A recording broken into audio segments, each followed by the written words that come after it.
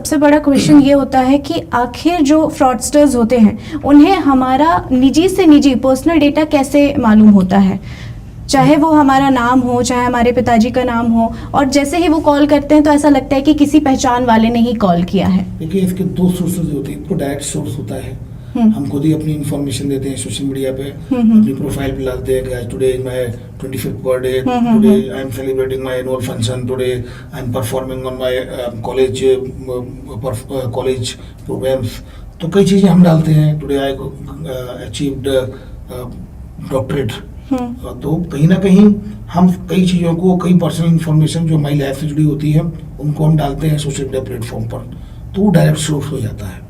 तो वो immediately scammers आपकी हर चीज़ को रीड करते हैं, मैं आपको बताता हूँ। और सेकंड पॉइंट है इनडायरेक्ट सोर्स। इनडायरेक्ट सोर्स कैसे कि आपको पता नहीं है कि आपने कहीं शॉपिंग करने गए हैं और शॉपिंग में आपको जो ज़रूरत थी, जो आपको ईमेल आईडी और जो भी मांगा जाता है शॉपिंग में, आप ऑनलाइन शॉपिंग कर लेते हैं, लेकिन आपको पता नहीं होता वहाँ आप ऑलरेडी इन्फॉर्मेशन दे रहे होते हैं। अब मॉल जाते हैं, मॉल में आप कुछ शॉपिंग करते हैं तो वो आपका नंबर लिखाते हैं, सर आपके रिवार्ड पॉइंट्स हैं, जो कि रिवार्ड पॉइंट्स के लिए, तो वो कहीं ना कहीं आप नंबर देते हैं। आप किसी भी जॉब के लिए अप्लाई करते हो, इन्फॉर्मेशन भरते हैं, आपको पता नहीं है, लेकिन अननोइंगली वो आप इन्फॉर्मेशन कहीं ना कहीं प्रोवाइड करा रहे हैं सोशल मीडिया प्लेटफॉर्म पर। मैं आपको बताऊं, अभी एक डिजिटल अरेस्ट और इन्वेस्टमेंट फ्रॉड में हमने एक गैंग को पकड़ा था। उसमें जो दो लड़के थे जो साउथ ईस्ट एशिया में बैठ के काम कर रहे थे, south east Asia, Laos, Cambodia में और म्यांमार में। तो उनका काम था, उसमें से उन्होंने जो स्टेप बताया तो उसमें एक स्टेप ये था फाइंडर। फाइंडर होता है जो ग्रुप होता है, वो सोशल मीडिया की सारी प्रोफाइल्स को चेक करता है, फाइंडर। तो वो ये पता करता है कि कौन सी प्रोफाइल ऐसी है जिसके बारे में ज्यादा इंफॉर्मेशन अवेलेबल है, जिसको टारगेट किया जा सकता है। तो सपोज टू बी 1000 अगर प्रोफाइल्स को चेक करते हैं तो 100 प्रोफाइल्स को वो सिलेक्ट करके उनमें से सिलेक्ट किया जाता है और उसको फिर नेक्स्ट स्टेप पर बढ़ा दिया जाता है। नेक्स्ट स्टेप पर बैठे रहते हैं स्कैमर्स जो होते हैं, वो चैटर्स होते हैं। अब वो चैट करना शुरू करेंगे उससे।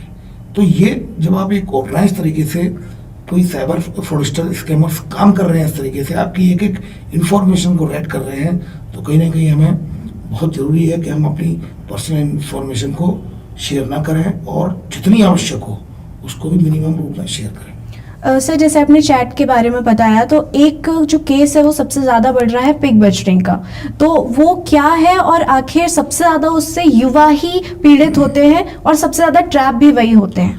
देखिए, पहले क्या होता था कि रोमांस स्कैम होता था। रोमांस स्कैम में बहुत ज़्यादा पैसा नहीं ले पाते थे स्कैमर्स। एक इन्वेस्टमेंट फ्रॉड होता है, तो इन्वेस्टमेंट फ्रॉड में काफ़ी पैसा मिलता है। इन्होंने इसको क्या किया कि इसको कंबाइन कर दिया, रोमांस स्कैम को, इन्वेस्टमेंट स्कैम को, दोनों को कंबाइन कर दिया। अच्छा। अब इसमें क्या करते हैं वो, ये थोड़ा सा लॉन्ग टर्म प्रोसेस है।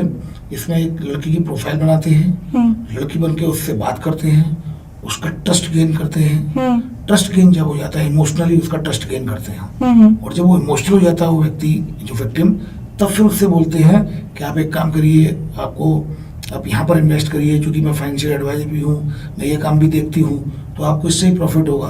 तो चूंकि एक बार वो ट्रस्ट बिल्डअप हो गया, इमोशनली ट्रस्ट बिल्डअप हो गया, तो व्यक्ति फिर ज़्यादा सोचता नहीं। एक दो बार फिर वो स्टार्ट करता है इन्वेस्टमेंट स्टार्ट करता है, 2 से 3 या 4 इन्वेस्टमेंट करता है, तो उसको रिटर्न आता है, पैसा उसको वापस मिलता है। तो उसका ट्रस्ट पूरी तरीके से गेन कर लेता है। हाँ, पूरी तरीके से अब उसका हार्डकोर ट्रस्ट हो गया। अब ऐसी स्थिति में उसके बाद उसको बोला जाता है कि आप इतना लगाइए और लगाइए और लगाइए।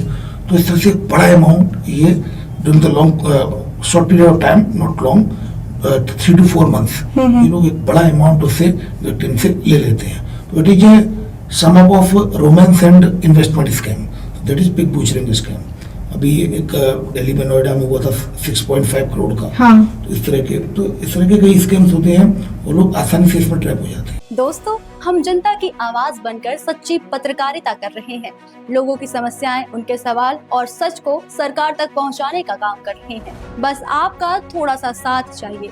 इस वीडियो को ज्यादा से ज्यादा ग्रुप्स में शेयर करें ताकि हर आवाज सरकार तक पहुंच सके।